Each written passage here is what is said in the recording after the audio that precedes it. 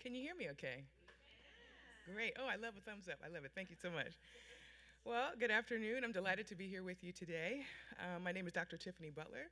I'm the Associate Vice Chancellor for Educational Equity in the Division of Diversity, Inclusion, and Community Engagement, or DICE as we affectionately call it. This afternoon, I have the distinct pleasure of introducing our esteemed Chancellor for Rutgers University, New Brunswick. With the time allotted, I am hopeful to do her justice. Dr. Fran Conway is the Chancellor of Rutgers University, New Brunswick, a top 20 public university with more than 300 million research portfolio across STEM, the humanities and the arts, and a proud culture of diversity among 40,000 students and 10,000 faculty and staff. She assumed the title of Chancellor on July 1st, 2023, after serving as a Chancellor Provost since July 2021, and previously as the Provost. She is also a distinguished professor in the Graduate School of Applied and Professional Psychology, where she served as dean from 2016 to 2020, and then is an internationally recognized clinical psychologist.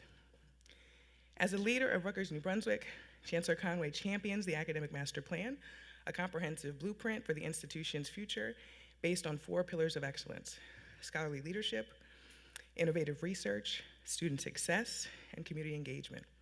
Its implementation includes bold new initiatives to reimagine the student experience from enrollment to retention and graduation, establish a public health and prevention-focused approach to wellness, create interdisciplinary scholarly communities to address society's grand challenges, and expand the access and affordability of higher education. So if you could please join me and the entire DICE division, our Senior Vice President for Equity, Dr. Enomong Anna Branch, in welcoming Chancellor Dr. Fran Conway.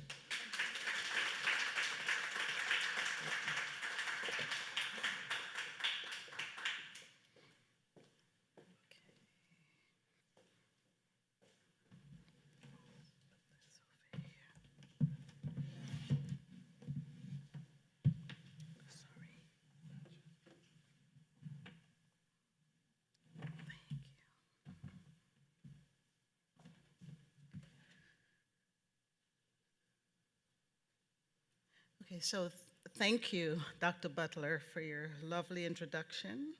And thank you to Senior Vice President Branch, Associate Vice President Collier, and the many team members who have made this event possible. And I'd like to offer special thanks to our community members, our faculty, students, and staff who made the time to join us, whether here in person or online, for this very important talk. Your presence here shows your commitment to ensuring that this campus community is safe, inclusive, and open to free and respectful exchange of ideas. Our society has seen so much turmoil over the past several years: the pandemic, political divisions, nationwide reckonings on racial injustice and sexual violence, persistent hatred that really emerges into shocking violence. And the last few months have been particularly challenging as we acknowledge the suffering of our fellow community members and citizens of our nation and of the world. But I remain confident in our ability to come together as a Rutgers, New Brunswick community whose members respect each other, respect our differences, and we seek knowledge and understanding and believe in the power of our university's mission to change the world to make this world a better place through excellence in education, research, and service. As I always say, we're stronger together. And that's why University Equity and Inclusion is partnering with my office and those of all 4 chancellors across Rutgers to host this series of events that we're calling Meeting the Moment with Humanity. These events include a series of lectures titled Navigating Tensions, Affirming Community. The first of which you'll hear today in just a few minutes from our speaker, Kazu Haga. Now, Meeting the Moment with Humanity series also includes Reject Hate documentary series, which will begin on January 31st, the first of which will occur on our campus, Rutgers, New Brunswick, at the cinema. I think it's located on the Livingston campus. And the showing of the documentary is Repairing the World, Stories from the Tree of Life. It's a documentary that focuses on the deadliest anti-Semitic attack in the United States history, which took place in October of 2018 at the Tree of Life Synagogue in Pittsburgh. I hope you'll join us for each of these events, and you can learn more from our website, go.rutgers.edu, meet the moment. It's very easy, go.rutgers.edu, meet the moment. I also invite you to visit the Chancellor's website, Caring for Our Community. It can be found under my website, as I said before, and this site has additional resources and programs.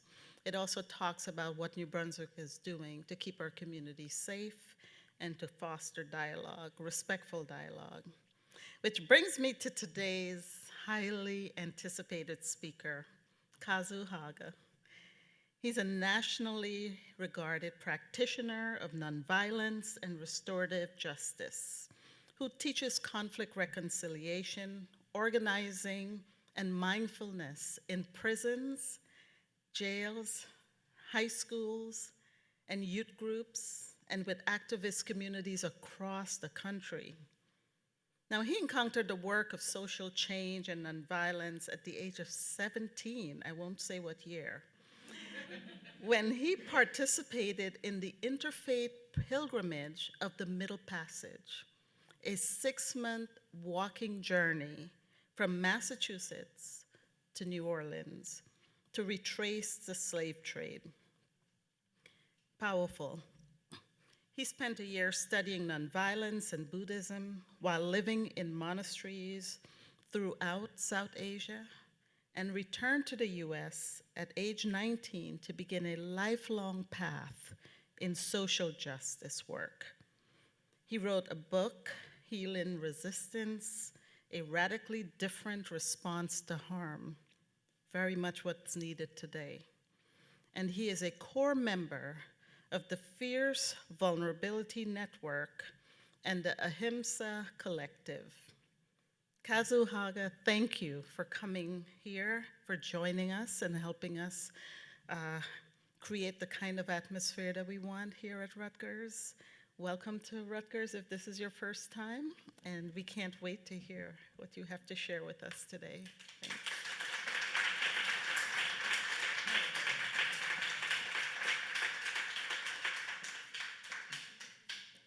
Oh, thank you. Thank you so much, Dr. Conway and Dr. Butler and everyone at the DICE office. Years ago, I used to do a lot of event organizing, so I know how much work goes into organizing events. So, you know, everyone behind the scenes as well, Stephanie and Joan and everyone here at the museum, I'm really grateful. I was just sharing with some people that I just got off of a red eye from California. And I'm 43 now, I have no shame in that. But it was, you know, red eyes were easier 20 years ago, right? This was years ago now. I still remember going out to see some live music. And I remember thinking, like, can they turn the music down a little bit? It's a little... And I realized I was like, okay, this was years ago, and I was starting to get old. Just in the last 6 months, I have to take off my glasses to look at my phone now.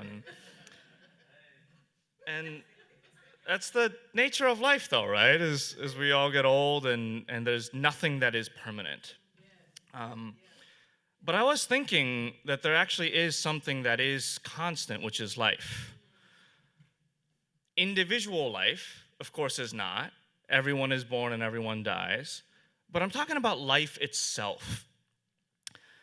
I have the privilege to live in a community of people. There's about 12 homes and 35 people who we all tore down our back fence, and we live in deep community in Oakland, California. And let's see, about 5 weeks ago, a baby was born in our community, little Clodagh. And at the end of March, another baby is expected. And then in the middle of May, my partner and I are also expecting. My best friend just gave birth to his second child about a month ago, a little over a month ago. One of my partner's coworkers is expecting around the same time as we are. One of my former colleagues just gave birth about a month ago. And it just reminds me that even in the midst of war and chaos and catastrophe, that life just continues to say yes to life, right? And it's really affirming to me. Like it's like life can't help itself but to say yes to life and to continue to create beauty along the way. And that it's the very nature of the universe is to continue to create life and to continue to create community. And I almost want to use the words life and the words community interchangeably. And that's a little bit of what I wanted to talk about.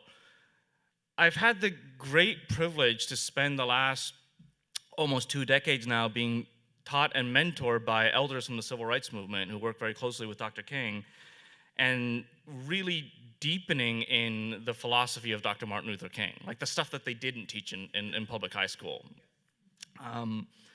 And one of the most important quotes, I think, is this quote about beloved community where he says, the beloved community is the framework for the future. It's the second principle in what is now known as the 6 principles of Kingian nonviolence. And I think it really sums up the essence of the word nonviolence, this word that I thought I knew what it meant until I started really studying Dr. King's work, and I realized I had no idea what the word nonviolence meant. When I talk to people about the beloved community, people are always like, oh yeah, my faith community is my beloved community, or my political organizing group is my beloved community, my friends, my families. And I always want to challenge people when they say that, because that may be a very loving community, but when Dr. King talked about beloved community, he wasn't talking about loving the people that are easy to love. Right? He wasn't talking about building community with the people who you're already hanging out with. He was talking about cultivating compassion and understanding for the people that you don't like, the people that you see as your opponents. And there's another civil rights icon named Pauli Murray, who's a little bit of an unsung person. Really, if you haven't heard their name, really recommend you look at their legacy. But they said, when my brothers draw a circle to exclude me, I shall draw a larger circle to include them. And that's what it means to try to create beloved community, right? Is to try to include the people that are trying to kick you out of community into your community. And that's hard work. There's another quote by Dr. King, a famous one. We are caught in an inescapable network of mutuality, tied in a single garment of destiny, that what affects one person directly affects all people indirectly. For Dr. King, this idea of interdependence was a universal law of nature, in the same way that gravity is a universal law of nature. A couple years ago, I went on this deep dive of flat earthers. I don't know if you all know, there's a new movement of people who are convinced that the earth is flat, and a lot of them don't believe in gravity, right? Because the earth is flat, and that's why we stick to the ground. And it doesn't matter if they don't believe in gravity, right? Because it's a universal law of nature. They're still governed by its laws. And I believe Dr. King believed that interdependence is the same thing. It doesn't matter if you believe that you're a separate, autonomous individual being, because the universe is structured in a way that is interdependent. You're still governed by its laws. And the universe doesn't weave separate webs of interdependence based on our political affiliation, right? There isn't a web of interdependence for people on the political left and a separate one for people on the political right. And another quote by an Aboriginal activist, Dr. Leela Watson, says, if you have come here to help me, you're wasting your time. But if you have come because your liberation is bound with mine, then let us work together. And this is a quote that's oftentimes very popular in a lot of progressive circles. But again, I oftentimes wonder how much people really mean that, or how much they really believe that my liberation is bound with the liberation of the people that I like, And my liberation oftentimes actually comes at the expense of those people. Like once we can beat those people, then my people will be liberated. And I don't think that's how the law of interdependence works. This idea of interdependence is universal. Like it comes across in every wisdom tradition in the world, I believe. Whether you're talking, like in Buddhism, it's very common, right? There's the teachings of anatta, which is the doctrine of no self, that there is no such thing as an independent self. Or the doctrine of sunyata, of emptiness, that we are all empty of an independent self, right? We're all in deep interbeing with every other phenomena in the universe. But if you look at Christianity, if you look at Judaism, if you look at indigenous cultures, teachings of interdependence are everywhere. If you look at nature and look at the interdependence of ecological systems, and you see how if you take away one species or introduce another species, the ripple effects it has in the entire ecological system.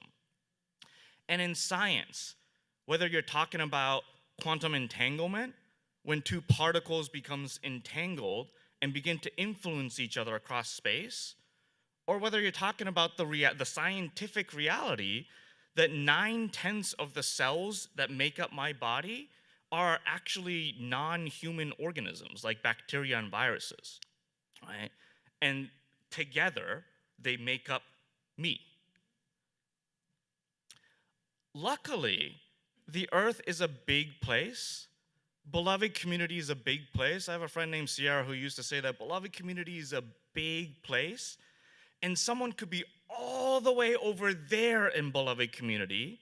They don't have to come to my house for dinner, but we still hold them in beloved community. Doesn't mean we have to like them. Doesn't mean we have to agree with them.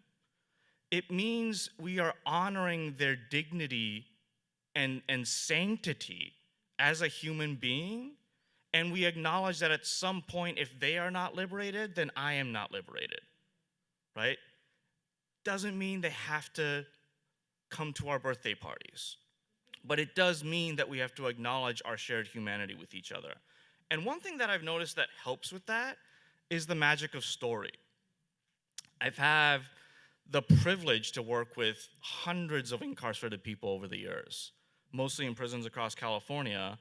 And I work mostly with lifers, men serving life sentences, which means that they've caused some real harm, right? Some of the worst things you can imagine us doing to each other as human beings, I've heard hundreds of these stories. And yet every single time I've slowed down enough to hear somebody's story, then everything they do begins to make sense. It doesn't condone it, it doesn't make it right, but when I hear the story of someone who took the life of another person and really understand where they were at in that moment of their lives, I get to this point of like, oh, of course you killed someone. It doesn't make it right, but I get it. And that's oftentimes what empathy and compassion means. Not about condoning someone's actions or their beliefs or liking that person, but beginning to understand their story enough that we can begin to have compassion for where they might have been. And as someone who, my politics are pretty left, as someone whose politics are pretty far left, it's oftentimes easy to have compassion for historically marginalized communities, right? What's oftentimes harder is, say, someone that looks like this person. This is Officer Geronimo Yanez. He's the officer who shot and killed Philando Castile. I hang out with a lot of police abolitionists and the like, and it's oftentimes considered almost like traitorous to try to understand the story of a police officer. And I get it. It's hard. I totally get it. And we're taught in nonviolence that if you don't understand the other side of a conflict, then you're responding to the conflict with, at best, half of the information that you need. Even if the other side of the conflict is completely wrong, the way they're perceiving the conflict is at least half of the story. So again, the need to understand the story of Officer Yanez, who, as it turns out, the year prior to the shooting of Philando Castile, had attended 2 workshops run by a public company called Calibre Press out of Boston. And the Calibre Press runs seminars for police officers all over the country. And one of them is called the Bulletproof Warrior Training. And Officer Yanez attended 2 of these weekend seminars in the year leading up to the shooting. And I've seen the curriculum for the Bulletproof Warrior Training. And it essentially shows image after image after image of police officers who were killed in the line of duty. And the main message is that if you feel like you are afraid, if you hesitate even for a second to pull the trigger, you might end up on this slide next. And here's all the legal ways that you can get away with shooting someone if you feel like your life is in danger. And so these officers are literally being trained to be afraid and trained to be trigger happy. And then we armed, I also just recently found this out too. It takes, in California, it takes over 2 times as many hours to become a barber as it does to become a cop.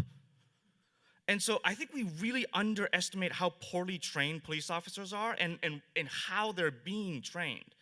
And then you arm them and you put them in these potentially life-threatening situations, and it's no wonder why there's so much violence, right? It begins to make sense once you unpack the story. And even Donald Trump, who, you know, it still hasn't sunk in that it's an election year for me. Like, I'm a little afraid to admit what that means. But as someone who's worked with a lot of trauma survivors, when I look at Donald Trump, it becomes very obvious to me that he is a deeply traumatized man.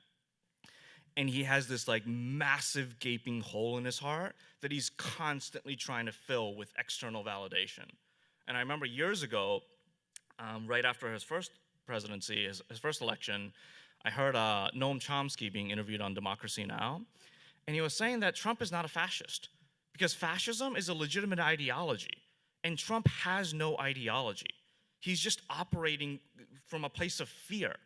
And that's what makes him even more dangerous, because if he's following an ideology, then there's some sense of where he's going. But someone who's operating purely out of fear, you have no idea what they're gonna do next. And I see how much support Donald Trump still has in this country with what happened in New Hampshire, what happened in Iowa. And people talk about how much they feel inspired by Donald Trump, right? And I actually wonder if it's people actually being inspired by Donald Trump, or if there's some weird sense of trauma bonding to see someone in such a public space so obviously operating from their trauma. And I really believe that the trauma of Donald Trump so well encapsulates the trauma of America.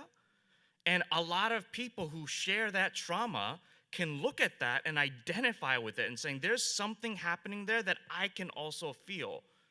And trauma bonding is when 2 people begin to develop some relationship because of a shared traumatic experience, right? And so particularly like white men in this country can see the trauma of white men being acted out on a national stage, and they begin to bond with that, right?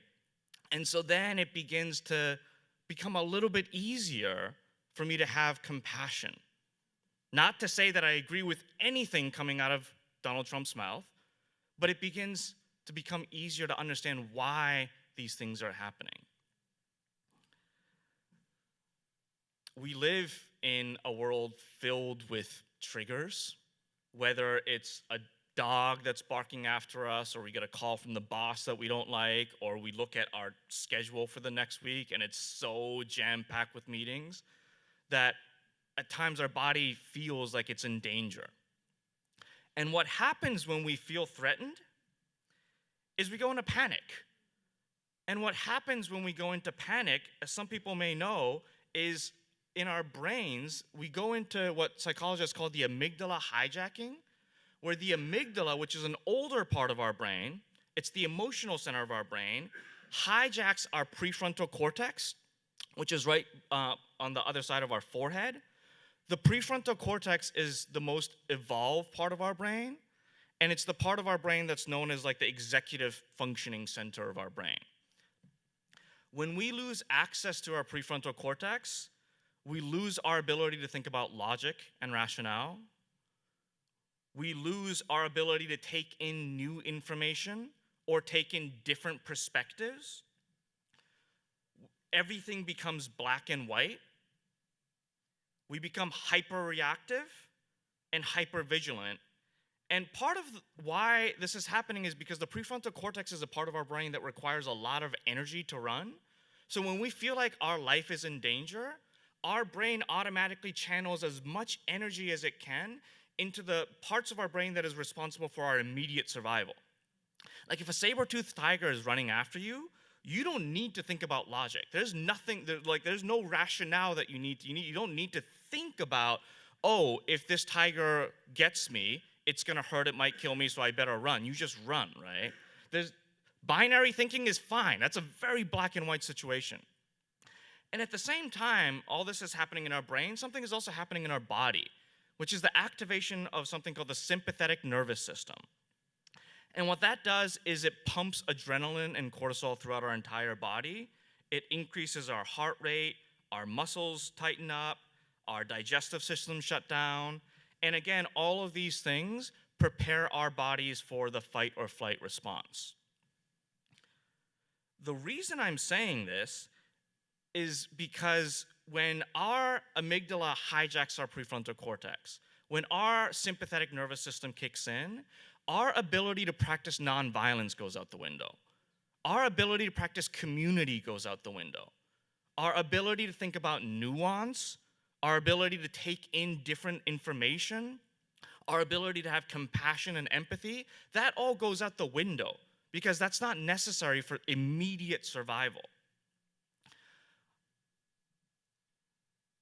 When conflict happens, we oftentimes go into this survival mechanism, right? Because conflict can be really scary. This happens in our families, it happens in our communities, it happens throughout nations. But conflict, one of the things that I learned through nonviolence is that conflict is not a bad thing. That things like yelling and fighting, those things are not conflicts. Things like yelling and fighting and arguing, those are what happens when you mismanage a conflict, right? It's the outcome of a mismanaged conflict. You have a conflict in your life, and you can respond to it in a way that ends up with a lesson learned or a strengthened relationship, or you can respond to a conflict and you can end up in an argument. Right? So the conflation of the idea of conflict and yelling, arguing, sometimes even violence, is really harmful. And because we understand conflict as violence, when we get into a conflict, we go into panic, right? And then everything is binary, it's us versus them. And one of the things that I recently read by a woman named Sarah Schulman, Adrienne Marie Brown also talked about this in one of their books, is that in our society today, we have a tendency to conflate conflict with harm, which again is an outcome of conflict, and even abuse, which is when harm is happening with power dynamics, right? When conflict happens, we assume that that's abuse. When someone says something that we disagree with, we feel like they are threatening us and our survival is at stake. There's another social scientist whose work I really like who says that microaggressions are a real thing and they cause real harm, and we need to be able to name it and we need to train people to stop doing it. And calling it a microaggression orients us to that incident in a way that might be more escalated than we need it to be, because oftentimes microaggressions are not actually acts of aggression. There's just misunderstandings, right? Maybe rooted in some ignorance, but no one's actually aggressing you. But if we experience that as an act of aggression and we orient ourselves to that conflict as someone is aggressing me, then our response to that conflict is going to be way more escalated than we need it to be. So we need to learn to have discernment and to right size our response to conflict, right? And figure out the appropriate response to the conflicts that are inevitable every day in our lives.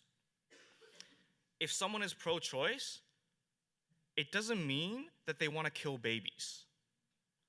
But that's oftentimes the perception from the pro-life side. If someone supports the Second Amendment, it doesn't mean they don't care about the safety of our children in schools. But that's oftentimes the perspective of people who advocate for gun control, right? These are really like people on the other side are not as radical as we think they might be. But there's another reason why it's so hard for us to right-size conflict and to discern what's really happening in our society today. Because in addition to all these like personal triggers, we're experiencing a climate crisis, we're experiencing war, we're experiencing pandemics. These are things that we're experiencing not as individuals, but as a species.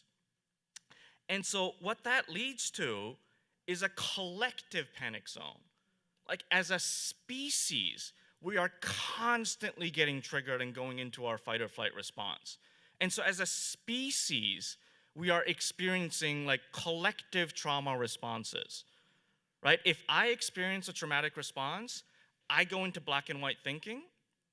Our society today is extremely polarized and in black and white thinking because collectively we are experiencing something that we know through science to be true as individuals, right? In times of instability, we crave stability.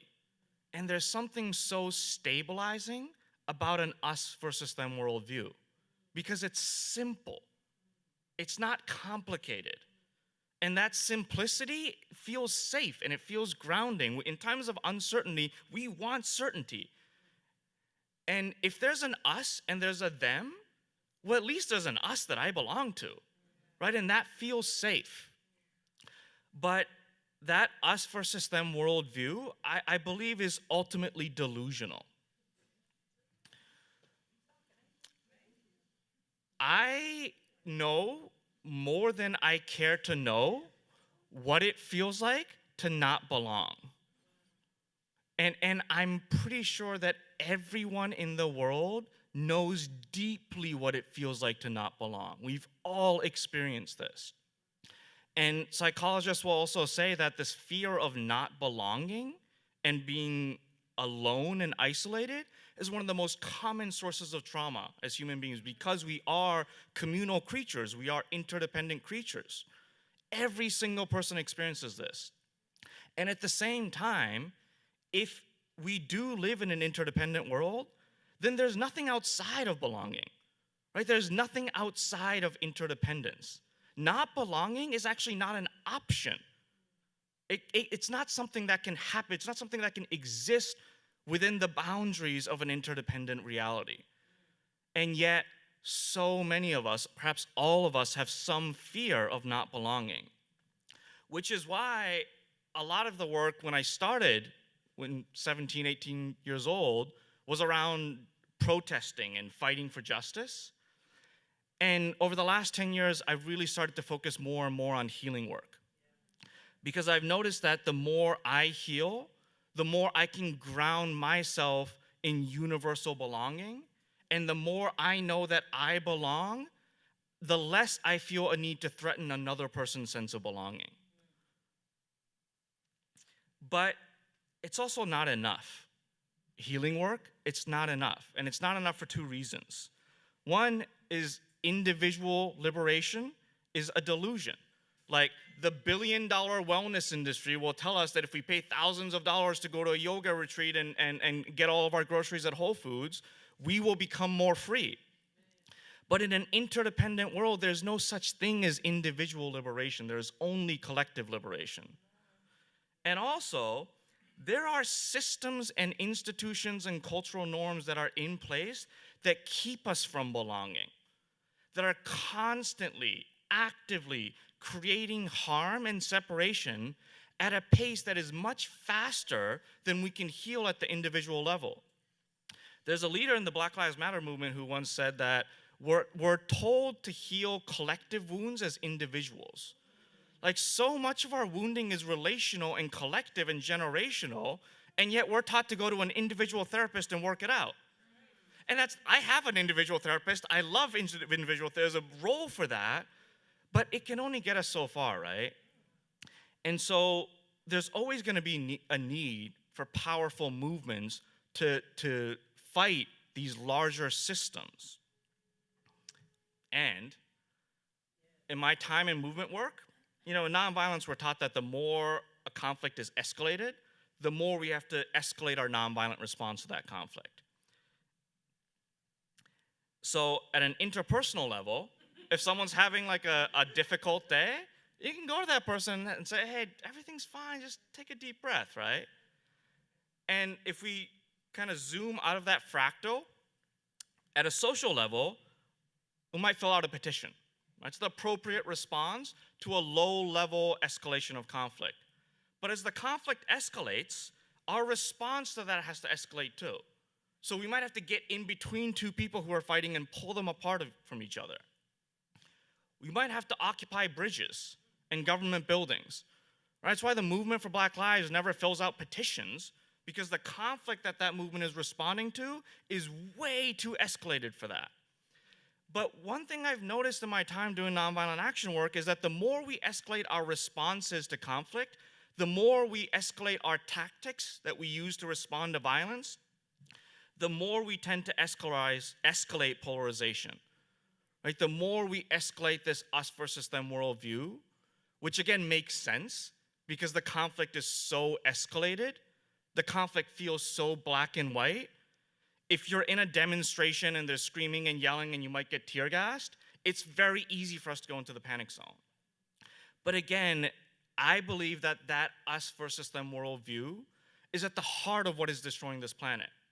And so here we are using escalated forms of nonviolence to try to create a world of belonging, but the ways that we go about doing it are actually rooted in the problem that created this mess to begin with, right? One of the incarcerated nonviolence trainers that I work with in Soledad prison in California once told me that resolving a conflict is about fixing issues, while reconciling a conflict is about repairing relationships. And nonviolence is about trying to do both.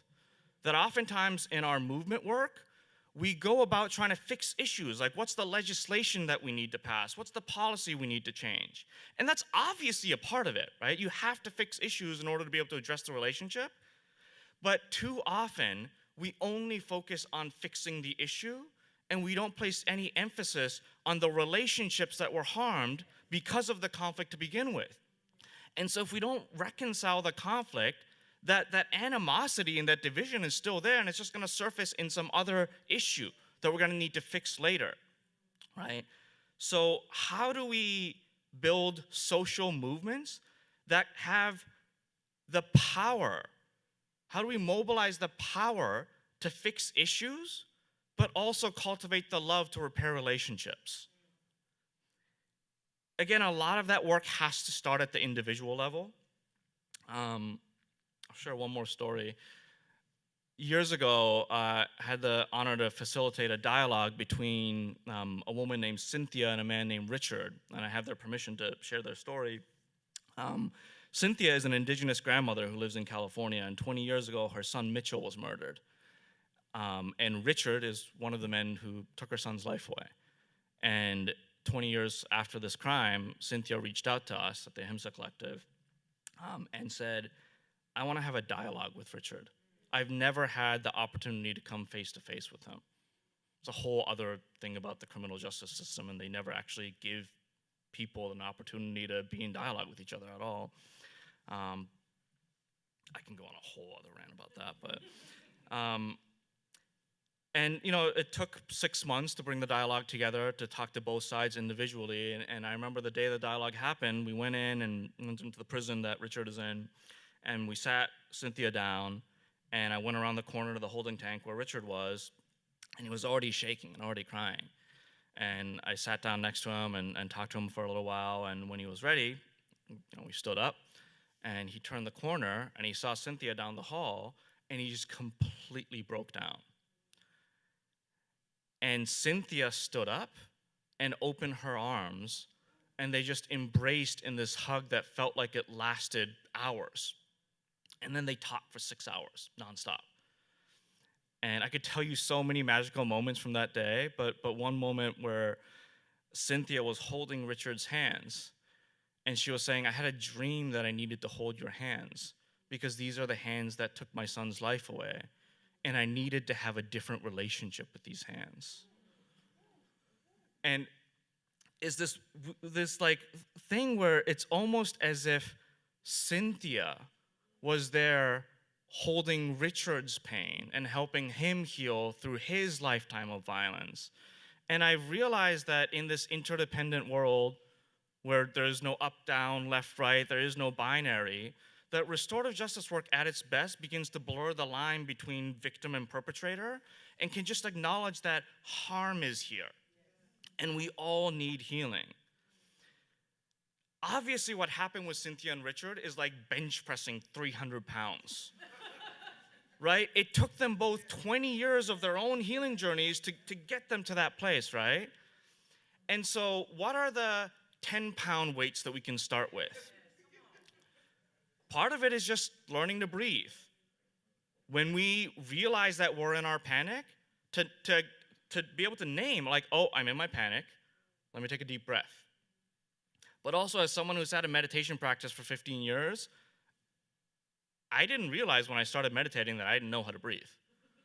15 years later, I can get a lot more out of one breath than I could 15 years ago. Because something as easy as breathing actually takes practice. Trying to take in different perspectives that you might not agree with. These days, there's so many like media companies that are doing this kind of thing.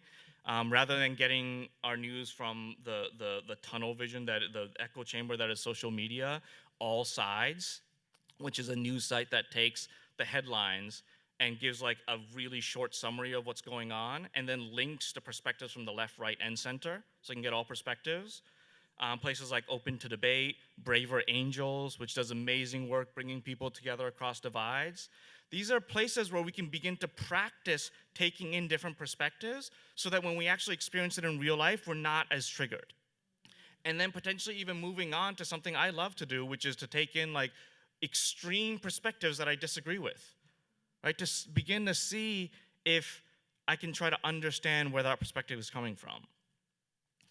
And to stay curious, I was listening to a podcast by Braver Angels recently, and they said that when you're in a political argument with somebody, there's two questions that are really key. One is, how did you come to believe that? Not why do you believe that, but how did you come to believe that? And also, why does that statement make you feel safe and make me feel unsafe? Right? Questions that invoke curiosity to try to really understand where someone is coming from versus to try to prove the other person wrong, right?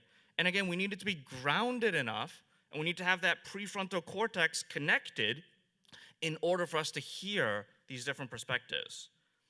And also, of course, to commit to our own healing, knowing that we're not doing our own healing work so that we can be liberated, but we're working on our own healing so we can be part of a more regulated collective nervous system so that we can build movements for beloved community and for belonging. And the last thing that I want to share, and I'd love to open it up for some conversation too, is, how do I say this? Years ago, my friend Carlos Saavedra once said that even in our most successful movements, our demands are always to get the state to do something for us. And we don't dream big enough. And I don't know, this is where I might lose some of you all because my politics are like pretty far out. But in this election year, it's not that I don't care about Trump or Biden. Like obviously the impact matters, but it doesn't excite me. I'm actually pretty sad that it looks like these are gonna be the two choices that we're given. But even as someone whose politics are pretty far left, like I wouldn't be that excited about Bernie Sanders for president. What I'm excited about is abolishing the office of the presidency. Because in this day and age, it makes no sense to me why we centralize so much power to one person. There is no reason that I can come up with why it makes sense for one person to have so much power. That's the level that I want to dream at. We're taught that right now, we either have to advocate for freedom for Palestine or safety for Israel. I think that's a false binary. And secondly, I happen to believe that the idea of nation states is a violent ideology because it perpetuates the delusion of separation. So what does it mean for someone like me to believe in liberation for all people in that region outside of the context of the nation state? I have a friend who works on immigration issues, who's always talking about what does it mean to fight for justice and belonging for all immigrant, refugee, migrant communities outside of the context of citizenship to a nation state, as if citizenship is like the end-all be-all, right? What does it mean to really belong to each other and to build real, beloved community? So we have, like, if our intention is not just to build loving communities with people who are going to show up at the same events, but to build beloved community with people who are on the opposite side of town, then we need the audacity to dream big. Because so much of our dreaming and our visioning oftentimes happens within the contours of cultural norms and systems that are there to keep us separated. And so we have to be able to think outside of the box. In this interdependent world, there is no life without community, right? And there is no community without life. They're the same things. Life and community are the same things. And in a time when we feel like community is so hard to build, I think it's so important to remember that in a universe that is structured to always create life, that means that it's structured in a way to also always create community. And so I'm grateful to each of you for taking a little bit of time today to say yes to life, to say yes to community, and for being here. So I want to pause here and open up for discussion, but thank you all so much for being here.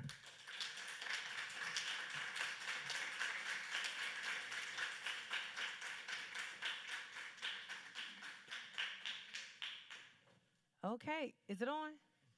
All right. I have comments later, but for right now, questions.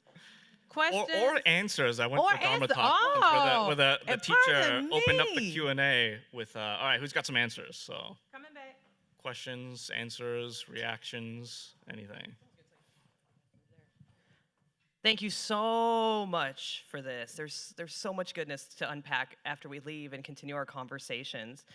I would love to get some of your wisdom around so in our work around conflict, I often hear folks, and I would, myself included, right, who speak to the idea about the other person not meeting them halfway, right? Mm-hmm. And so what do you do when you've bought into this ethos, our interdependence, but you are engaging with someone who doesn't give a damn, right? And that's been a consistent barrier, is that folks just feel like, well, why am I doing this if they're not willing to meet me in the middle? So I would love to hear any thoughts you have around how we work through that. Thank you, lots of thoughts. One is, I think this is like the $1 million question in restorative justice, right? Because like in restorative conflict engagement, you can't force someone to the table. It's antithetical to the work that we do. So a lot of the work that I'm doing with this group called the Fierce Vulnerability Network, and this idea of fierce vulnerability, which has been growing in our minds for the last several years, is kind of about that. It's about reimagining nonviolent direct action as a modality of collective trauma healing, and almost like forcing issues to the table because active harm is being done, right? And when active harm is being done, it like ups the bar a little bit of how do we not violently, but like really force conversations to the table that some people might not be ready for. And fierce vulnerability is really just a bunch of questions and experiments and no answers. But I know through experience that when I go into a room of traumatized people and I'm able to model vulnerability, the possibilities that opens up that wasn't there 30 seconds prior to that is really transformative. And when we engage in direct action, we tend to engage with this like we're here to shut things down worldview. And what if we still use similar tactics, but move with an energy of we're actually here to open things up? And what is the work that we need to do as movements to show up on the front lines with that spirit, and leading not with like, F you, you're wrong, but leading with we are hurting because of all of these issues, and this is the impact that it's having. Could that open up different possibilities? And so I think because we live in a world of fractals, like if you just zoom in on that and imagine what that looks like at the interpersonal level, not to say that it's always going to be possible, but I know that there's been times when I've been in conflict with family members and they've refused to engage in it until I've been able to ground myself enough in my truth and led with, hey, my heart is breaking because this is where our relationship is right now. And this is the impact that it's having on me. I think it's tricky because vulnerability leaves you open, right?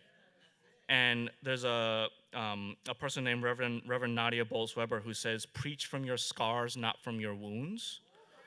And so what is the healing that I need to do around this relational harm so that I can still stay connected to my vulnerability, but have enough of a protective shield, a scar around it, so that if it's not met well by the other person, I'm not re-traumatized by it.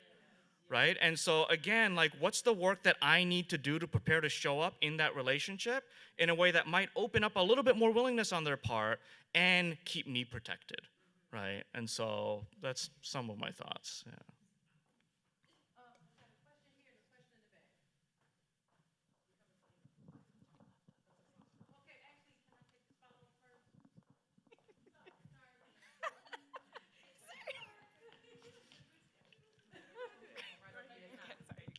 You've offered us such brilliance. I want to ask you to speak to the how of what you just described. Yeah. Right? Because what you talked about, many of us were nodding, but how do you do that? Where would you say someone should start with that? Because it's the frame you gave us. We're seeking individual healing for collective trauma. Yeah.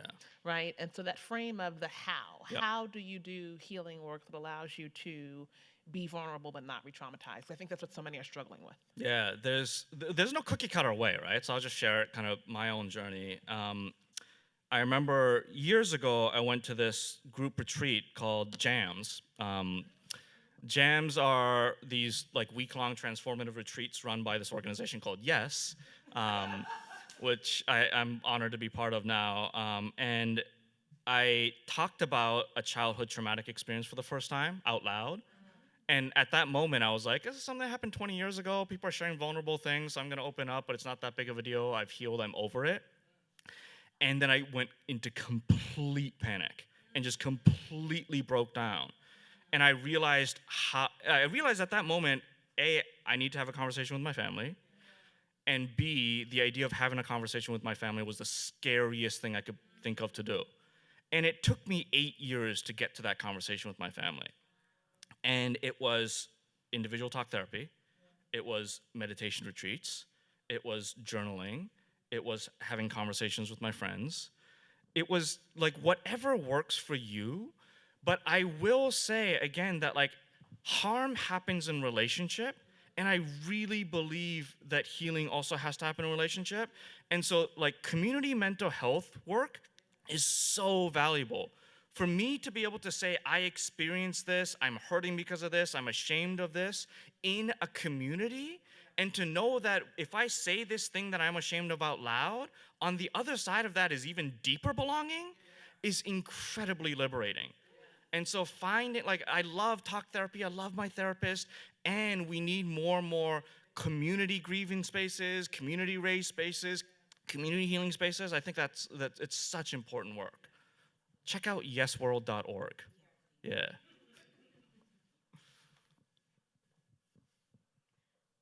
Hi, good afternoon. Thank you so much for this. My name is Will Vargas, and I'm a community-based counselor, so this very much resonates with what we're talking about, and very much related, actually, to both of the questions that have been asked. Is as you have been doing this work throughout your life, what are perhaps one or two things that you have observed that we can consider moving on forward that you have noticed that nurtures and continues to grow connections between people while remaining centered and rooted in your own self, which is related to, right, not getting re-traumatized. But what are one of those, things that you have found that helps for other people as well as keeping oneself grounded?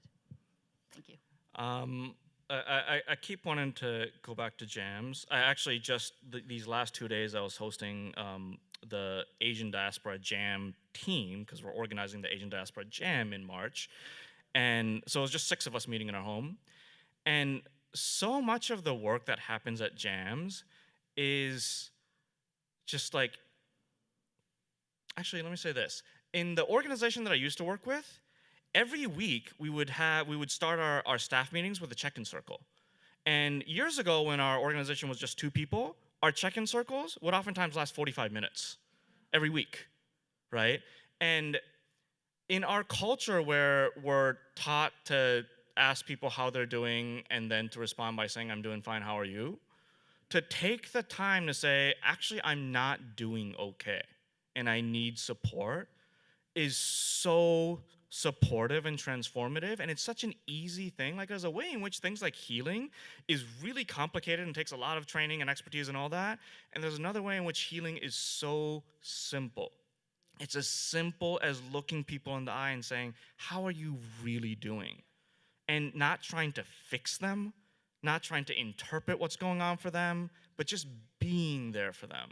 And I think the more we can create spaces like that, and the more we can get out of the urgency of like the pace that we're taught that we have to work at, whether it's in higher ed or corporations or whatever, we're like, it's just this extreme pace. And in the midst of everything going on in the world, I think that even a 40-hour work week is just not sustainable, right? And so there's another one of my favorite quotes that, strangely enough, comes from the US Marines. They say, slow is smooth and smooth is fast. And so in this moment of urgency, how can we slow down enough to really honor our relationships? Because the more we can slow down, the smoother we are, and the smoother we are, the more efficiently we can respond to all the urgent crises of our times. And so I think the best thing we can do is just see how each other are doing in every moment, Oh, okay. All right, I'm gonna take these 2 questions. We're gonna synthesize them. We're gonna go to you. Then I'm gonna wrap us up because we got snacks upstairs. All right, sounds good. All right. Time is infinite, but baby, we are constrained by it. All right. Thank you. I really enjoyed your talk. And here on campus, I direct our Eagleton Institute of Politics. So we talk politics, we teach talking politics, and certainly our goal is to give students skills to have difficult conversations. I was struck in particular your conversation about breathing and widening that gap between stimulus and response. And I'm interested, do you have any best practices? We teach active listening, perspective taking, fact checking, but I don't know if there's some good best practices on that, teaching students how to pause. Yeah, thank you. Sure. You want me to? I just want to first thank everybody in this room who was involved in making this happen, because I feel like I'm in the first sane space. Thank you, that I have been in a long time. And I woke up the other day and I told my partner, we're in a post-sane world. And I have, because of physical challenges, chronic pain, I have been in the world of meditation, healing, embodiment, breathing for 30 years. But crossing that into my academic world, and I'm the director of the Institute for Women's Leadership, and I know a lot of the people in this room and have such respect for them, but we never get the time to just sit down and look in each other's eyes and ask, how are you doing? Did you have a chance to breathe today? Or just taking time to hear each other's stories. And the moment you hear each other, I taught a course in storytelling for 10 years at the beginning of my career. And all we did in those classes was tell each other stories. And they were the most profoundly transformative classes I've taught. So I am so glad you're here today. I want to thank you for everything. I want to go to jams, or wherever it is, because that may be a sane world. And my question is, how do we get universities and educational spaces to slow down and actually realize that between the brain and the heart and the body, there's actually a bridge? Yeah. And I would just love to see that happen. So thank you so much. Thank you so much. Try to be quick. I just found out that that's actually not a Viktor Frankl quote. There's a whole thing that I just found that out. Anyways, I have a friend who's a direct action trainer who says that there's always time to take a breath. And even when a riot police officer is running towards you with a baton, there's still time to take a breath. But I think oftentimes we don't recognize that we need to take a breath. And so I guess there's two things that I want to say to respond to the first question, which is when we teach meditation to new folks, one of the things that we do is, if I close my eyes right now, I immediately can feel the hardness of the wood on my left hand. My throat is a little parched. The light is bright on my eyes, so it's like fluttering a little bit. And those are three things that I didn't notice 15 seconds ago, right? And so to bring mindfulness practices so that we can begin to get better at noticing what's going on, so that when someone says a perspective that they disagree with, they can notice, oh, my brain just, like, something clicked in my brain and I'm no longer taking in information, so I need to take a breath, right? And the second thing is, like, I love Open to Debate, which is one of the podcasts that I always listen to. But it's still a debate show where it's like truth is a zero-sum game and you figure out who had the better argument. And I would love to see more of, like, let me make sure that I understood what you're saying, right? Like, how can I get better, not at, like, proving you wrong, but actually reflecting back what you said. So I think the practice of, like, reflecting back, when I'm in a conflict, I really try hard to begin by reflecting back what my partner just said, to make sure that, like, they feel heard, that I got everything they're saying before I say my piece. And so I think that's a really, really valuable skill. And I'm sorry, your question was around how to get universities. Yeah, I mean, it's such hard work. It seems like there's some folks who are in higher positions here that are part of this event. And it's really hard to transform organizations without support from the top. My mentor, Dr. Lafayette, who trained me in nonviolence, always talks about how nonviolence is not the opposite of violence, it's the antidote to violence. And the ways that violence has been institutionalized, we need to institutionalize its antidote. And so looking at the ways that violence and binary thinking and black and white thinking has been institutionalized in our institutions and across our cultures, and beginning to institutionalize its antidote. And I'll just share, because there's so much more I can say to that, but I'll just share my favorite resource on transforming systems is a book called Rethinking Organizations. It's a terrible name. It's a much more exciting book than the title. But it really, like, changed my worldview on how I think about organizational structures and how to transform systems. So that's a great resource if you want to check it out. Rethinking Organizations, yeah, by Frederick Laroe. So cool. Y'all go ahead and give it up for our keynote today. Oh my goodness. I got notes on notes on notes. I'm gonna take us about 2 minutes over. I'm really sorry, Jessica. I read the Harm book, Healing Resistance, and that thing blessed me down. It took me a couple of months to get through it, because so much of what you talked about today is not just what we do, but how we understand and imagine. And that thought work, that mind shift work takes a minute. Every time I would read it, was like reading All About Love by Bell Hooks. I have to stop and go, oof. And I'm churchy, so in church, if something said that hit you, you just say, oh, just say excuse me because I just stepped on your toes. There was a lot of ouching going on, but it was just so wonderful. And so you can go ahead and have a seat because you've been up all day. All day. A couple things I'm taking back with me are the ideas of community as life. If community and life are interchangeable, when we say we're building community, we're building life. And I don't fathom a life without community. So I appreciate that one. There's just so many more pieces. I'm going to go back to my proper remarks so we can go. I'm refreshed. One good breath if we can, just in and a good out. My goodness, I would be remiss not to plug our Clara workshop. Clara is a de-escalation technique around conversation, centering, listening, affirming, then responding, and then adding knowledge. It runs through the Tyler Clemente Center here in New Brunswick, but through the Diversity Education Network, you can have it provided for your department, or you can come to an open registration session. I'm back on script, because my team knows I can chat. Thank you so much, Kazu. Thank you, truly, I mean, sincerely.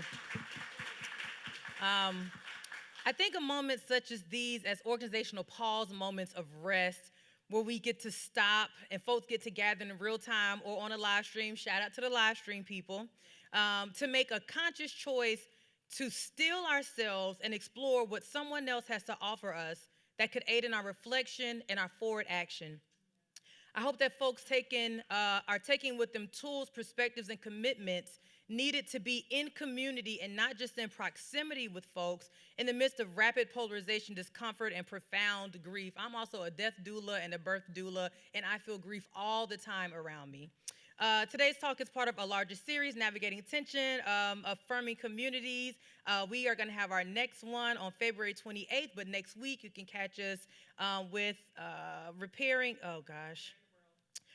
the World at the Rutgers Cinema on the 31st. Registration is still open. It will also be live streamed. It's part of a broader Rejecting Hate piece. You can follow us at Rutgers. Our Rutgers IG for diversity is RU Diversity. Our thanks to the Zimmerly Museum art staff, to the media productions team for making this live stream and recording a reality, to the University Equity and Inclusion and Division for Diversity, Inclusion, and Community Engagement staff, particularly who are going to fight me after this is over, Stephanie Smith, LaJanice Harris, and Jessica Zura, for their coordination and execution of today's event. I want to say we are as strong as our partnerships and collaborations. We are connected in this.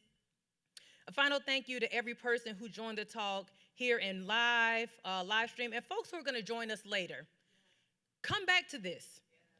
Come back to this. This is not a one and done. Come back to it. Let it play in the background. Have your class resonate with it. Think about what the practices look like for real, for real. Let yourself meditate and reflect on it, right? Folks who are doing all that, for making time to invest in collective knowledge building, life building, and purposeful deliberation about who we want to be as a community. If we are intertwined together, how do we do this? That's all for me. Oh, I'm Joan Collier, Assistant Vice President for Equity and Inclusion. In University Equity and Inclusion, my bad.